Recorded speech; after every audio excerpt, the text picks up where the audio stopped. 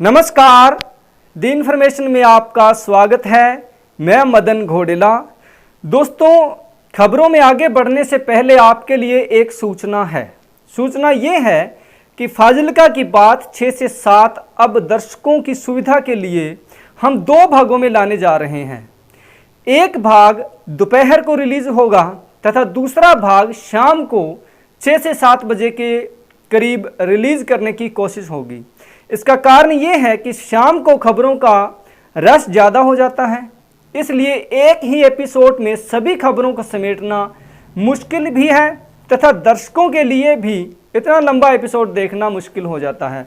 कुछ दोस्तों का सुझाव था कि आप इसको 2 पार्ट में कर दें, यानी पहला बुलेटिन सुबह 12 या 2 बजे के बीच में तथा शाम का बुलेटिन शाम को 7 या 8 बजे के दौरान जारी कर दिया जाए। हमने इस सुझाव को माना है तथा आज से ही फाजिल्का की बात 6 से 7 का बुलेटिन सुबह तथा शाम को 2 एपिसोड में आपके समक्ष आया करेगा। इसकी शुरुआत आज से कर दी गई है तथा दोपहर का बुलेटिन आपके समक्ष मैं पेश कर रहा हूं।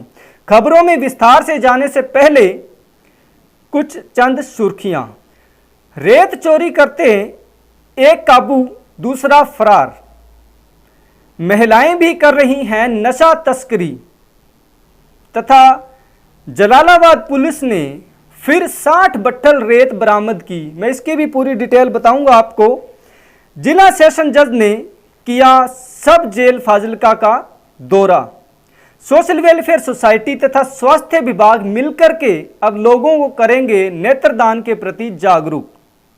तथा सितोगुनो में लोगों को डायरिया के प्रति जागरूक करने के लिए आज कैंप आयोजित किया गया। अब खबरें जरा विस्तार से। दोस्तों, थाना सदर पुलिस को ये पुख्ता तथा गुप्त सूचना मिली कि मनदीप कंबोज तथा अनखजीत सिंह निवासी पक्का चिश्ती चंद्रभान ड्रेन से रेत चोरी कर रहे हैं। तो पुलिस ने पूरी तैयारी के साथ यहां पे छापामारी की, लेकिन गजब बात यह है कि इतनी तैयारी के बावजूद भी मनदीप कंबोज पुलिस के हत्थे चढ़ गया और दूसरा आरोपी फरार हो गया है। हमारी ये अपील है कि पुलिस को और चुस्त दुरुस्त बनाया जाए ताकि कम से कम रेत के खड्डों में से तो व्यक्ति या फिर आरोपी फरार ना हो सकें। पुलिस ने इस मामले में 379(21) माइनिंग एक्ट के तहत पर्चा दर्ज कर लिया है। अगली खबर दोस्तों जलालाबाद से है। यहां पर एक महिला को नशा तस्करी के आरोप में गिरफ्तार किया गया है। थाना सदर पुलिस के अनुसार आरोपी महिला की पहचान प्रेमोबाई निवासी धर्मूवाला के रूप में हुई है। पुलिस को पुख्ता सूचना मिली कि यह औरत बस अड्डा सोना सांदड़ से 1 किलोमीटर दूर रास्ते पर जा रही है।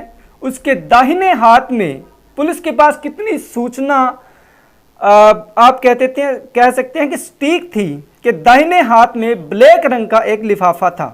उस लिफाफे में 450 प्रतिबंधित गोलियां नशे की थी।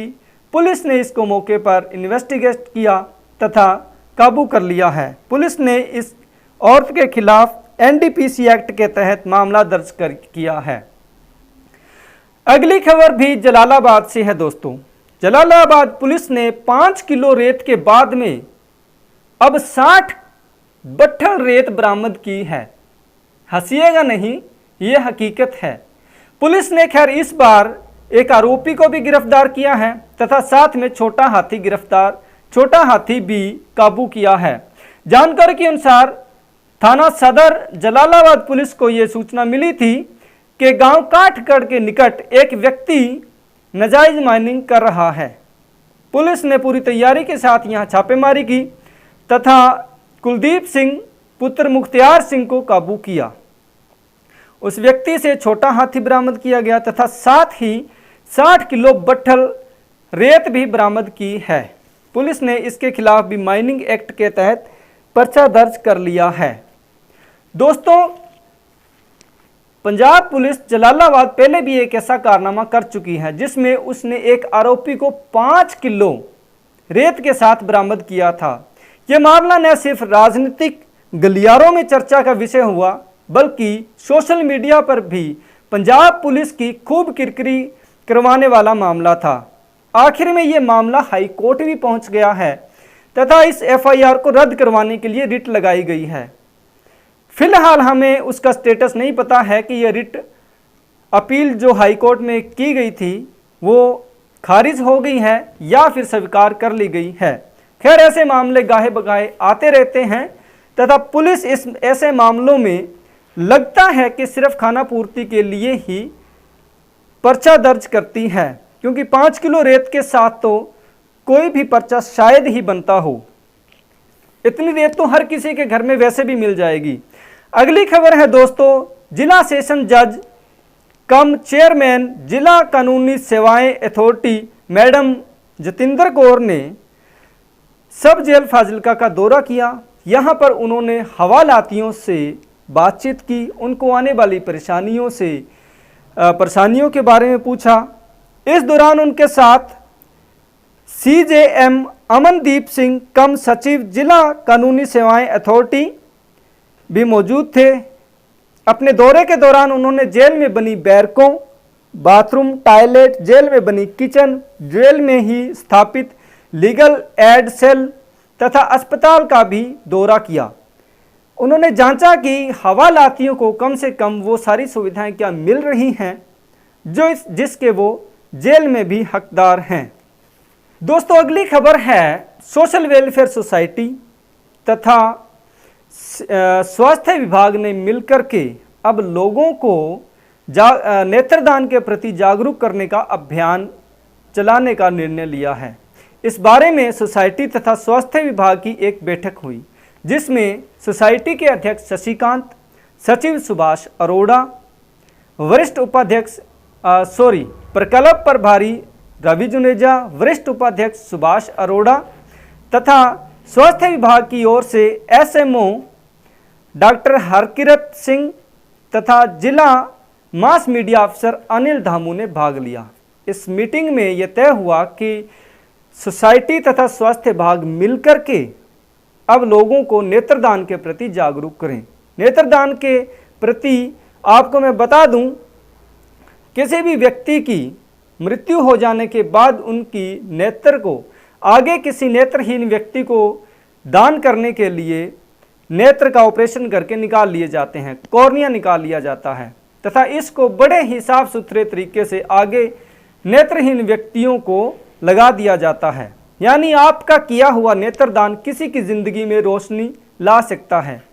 सोशल वेलफेयर सोसाइटी के बारे में दोस्तों आपको बता दूं कि ये संस्था फाजिल्का में करीब 35 से 37 साल से काम कर रही है। इस संस्था ने नेत्रदान अभियान को फाजिल्का से शुरू करके पंजाब भर में फैलाया है। संस्था के पूर्व अध्यक्ष श्री राजकिशोर कालड़ा जी को कौन भूल सकते हैं। स्वर्गीय राजकिशोर कालड़ा जी ने इस संस्था को खड़ा करने में बहुत मेहनत की थी। नेत्रदान अभियान के साथ साथ उन्होंने पानी बचाओ अभियान भी चलाया तथा वे हर अपने कार्यक्रम में नेत्रदान से लेकर के पानी बचाने, साफ सफाई करने, रक्तदान करने के लिए लोगों को आजीवन प्रेरित करते रहे। हमारी भी आपको एक सलाह है कि आपके निकट अगर कहीं भी किसी व्यक्ति की मृत्यु हो जाती है तो नेत्रदान करने के लिए संबंधित संस्था को या स्वास्थ्य विभाग को सूचित करें। ऐसा करके आप किसी व्यक्ति के अंधेरे जीवन में प्रकाश ला सकते हैं। आज़ादी के अमृत महोत्सव के तहत आज स्वास्थ्य विभाग के ब्लॉक सितोगुन्नो में डायरिया के प्रति लोगों को जागरूक करने के लिए विभिन्न कैंप लगाए गए। एसएमओ डॉक्टर बबीता के नेतृत्व में ये कैंप आज वेलनेस सेंटर भागसर में लगाया गया। यहाँ पर एएनएम रजनी, सीएचओ गुरप्रीत सिंह, महावीर तथा ब्लॉक एजुकेटर सुशील टंडन ने लोगों को डायरिया के प्रति जागरूक किया। उन्होंने बताया कि डायरिया किस वजह से होता है तथा इसके क्या क्या लक्षण हैं।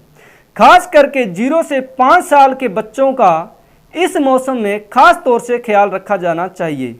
अगर डायरिया के जैसे उल्टी, दस्त, बुखार, सिर दर्द आदि होने पर तुरंत नज़दीक के हॉस्पिटल जाएं तथा छोटे बच्चों को जितना हो सके, जितना वो पी सकें, ORS का घोल बना करके पिएं।